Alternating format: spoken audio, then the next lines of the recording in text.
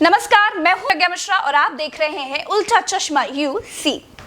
Reports कह रहे हैं कि अब तक 22 किसान बॉर्डर पर आंदोलन करते करते मर गए। बंगाल में सौरभ गांगुली जी की तबीयत खराब होती है तो पूरी सरकार ट्वीट करने लग जाती है। करना भी चाहिए, लेकिन 22 किसानों की मौत पर सरकार की जुबानों पर ताले लगे हैं। यह है किसानों के लिए सरकार का दोहरा चरित्र। खैर, आज मैं आपसे बात करूंगी कि सरकार कृषि कानून वापस क्यों नहीं लेना चाह रही है, उसकी मजबूरी क्या है। देखिए, जब सारे उद्योग धंधे फेल हो गए थे, जब सारी इंडस्ट्रीज डूब गई थी, तब भी देश के किसानों ने ही देश की अर्थव्यवस्था को संभाले रखा। खेती ही एक ऐसा उद्योग था जो मुनाफे में था। अब सारे कॉर्पोरेट की गिद्ध नजर किसानों पर है, खेती पर है, फसल पर है, किसानों की जमीन पर है। देश की अर्थव्यवस्था के साथ पिछले 6-7 सालों में चीरहरण हुआ है और अर्थव्यवस्था के साथ पूरी तरह से बलात्कार किया गया है। और अपने इस इकोनॉमिक्स कोलैप्स को छुपाने के लिए किसानों को कॉर्पोरेट्स की झोली में अब फेंका जा रहा है। भारतवर्ष गर्दन तक कर्ज से डूबा हुआ है। इस समय जब मैं आपसे बात कर रही हूं तो हमारे देश पर 162 लाख करोड़ का कर्ज है, जो दुनिया भर की अलग अलग बैंकों से लिया गया है। और 2014 में जब देश में बीजेपी सरकार बनी थी, तब यह कर्ज 84 लाख करोड़ था। देश की सरकार कर्ज लेकर घी पी रही है। ऐसा तो है नहीं कि देश माल्या की तरह या नीरव मोदी की तरह कर्ज लेकर भाग जाएगा। कर्ज तो चुकाना ही है, लेकिन हमारी जीडीपी तो डूब चुकी है। इंडस्ट्रीज का बुरा हाल है, कंपनियां बंद होने की कगार पर आ गई हैं। ऐसे में कर्ज वापस कैसे होगा? जो सामने दिखाई देता है तो मुनाफे वाला एक ही रास्ता बचा है और वो है खेती, जिसमें कॉर्पोरेट को 200% तक मुनाफे की गारंटी है और कॉर्पोरेट को हर हाल में वो चाहिए ही चाहिए।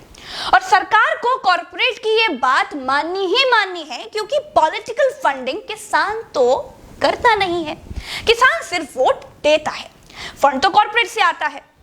तो अब अगर आप कृषि कानून की जगह पर कॉर्पोरेट कानून कहें तो बात ज्यादा क्लियर समझ में आएगी। सरकार ने अपने कानून में कहा है कि किसान भंडारण कर सकता है। अब आप होनोलुलु की सरकार तो है नहीं कि आपको ये मालूम ही नहीं है कि जिस किसान को आप जिंदा रखने के लिए 6000 की खैरात दे रहे हैं, वो भंडारण करेगा कैसे। या 6000 में किसान ने अगर अपने गोदाम बनवा लिए हो तो उसकी जानकारी मुझे नहीं है इस वक्त पर।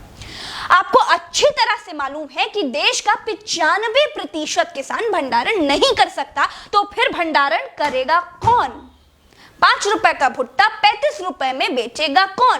फ्री की धनिया 50 रुपए में देगा कौन? वही आपका कॉर्पोरेट, जिसको हर हाल में इस देश को मुनाफे वाला किसान चाहिए ही चाहिए। देश में खेती से जुड़ी अर्थव्यवस्था को अगर अलग कर दिया जाए तो देश की जीडीपी 50% और गिर जाएगी। बेरोजगारी जो अभी 9% है, वो 35% पर पहुंच जाएगी। सरकार खेती को उन लोगों के हवाले कर देना चाहती है जो सब के सब फेल हो चुके हैं। अर्थव्यवस्था को मजबूत करने का इस वक्त पर सरकार के पास किसी तरह का कोई रोड मैप है ही नहीं। देश को जिंदा रखने के लिए सबसे बड़ी जरूरत है अन्न, और कॉर्पोरेट अब इस अन्न उद्योग पर कमांड करना चाहता है किसी भी हाल में। और जो बेवकूफ मुझसे ये कहते हैं कि एमएसपी यानी न्यूनतम समर्थन मूल्य खत्म होगा ही नहीं, वो ये बताएं कि सिलेंडर से सब्सिडी कैसे खत्म हो रही है। वो ये बताएं कि एयर इंडिया कैसे खत्म हो रहा है। जो ये कहते हैं कि मंडियां खत्म नहीं होगी, वो ये बताएं कि जियो के आगे बीएसएनएल कैसे खत्म हो रहा है। क्या आप भरोसा दिला सकते हैं कि किसान कॉर्पोरेट की हाथ का कठपुतली नहीं बन जाएगा? जो लोग पैसे से पैसा बनाते हैं, जिन लोगों को किसानों की मौतों से कोई मतलब ही नहीं है, जो लोग पैकिंग करके 5 का भुट्टा 35 में बेशर्मी से बेचते हैं, वो किसानों को पैरों की जूती नहीं बनाएंगी, इसकी क्या गारंटी है? और जो लोग आज मौन हैं, जो लोग आज ठेले से फ्री की धनिया खरीद कर मिर्ची भरकर चल देते हैं, वो ये जान लें कि यह कानून महंगाई की गारंटी है। तो ठीक है, आप मौन रहिए और महंगाई का इंतजार कीजिए। आज के लिए बस इतना ही। जय हिंद, नमस्कार।